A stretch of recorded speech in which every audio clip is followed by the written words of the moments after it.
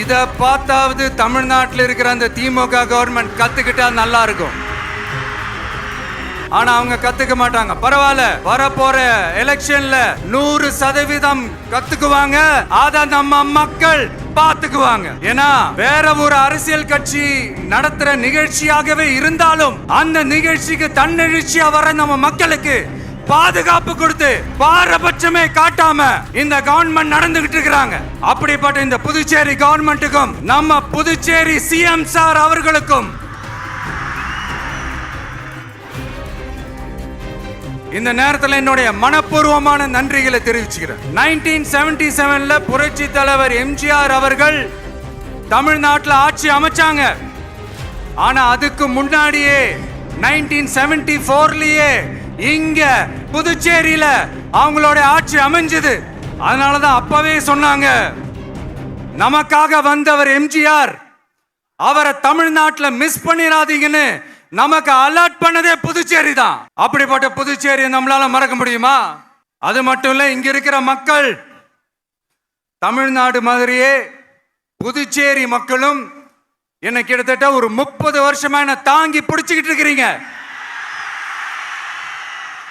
அதனால இந்த விஜய் தமிழ்நாட்டுக்கு மட்டும்தான் குரல் கொடுப்பான்னு நினைக்காதீங்க.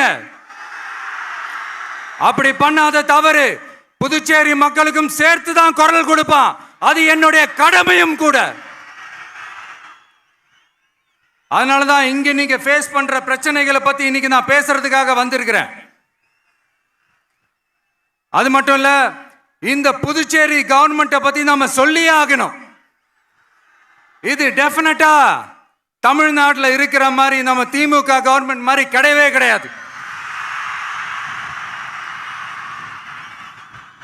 ஏன்னா வேற ஒரு அரசியல் கட்சி நடத்துற நிகழ்ச்சியாகவே இருந்தாலும் அந்த நிகழ்ச்சிக்கு தன்னெழுச்சியா வர நம்ம மக்களுக்கு பாதுகாப்பு கொடுத்து பாரபட்சமே காட்டாம இந்த கவர்மெண்ட் நடந்துகிட்டு இருக்கிறாங்க.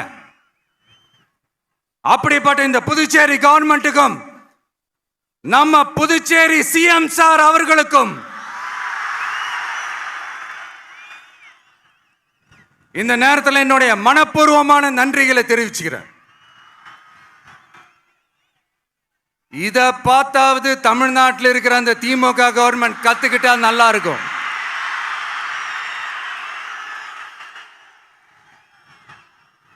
ஆனா அவங்க கத்துக்க மாட்டாங்க. பரவாயில்ல, வரப்போற எலெக்ஷன்ல 100% கத்துக்குவாங்க. அத நம்ம மக்கள் பாத்துக்குவாங்க.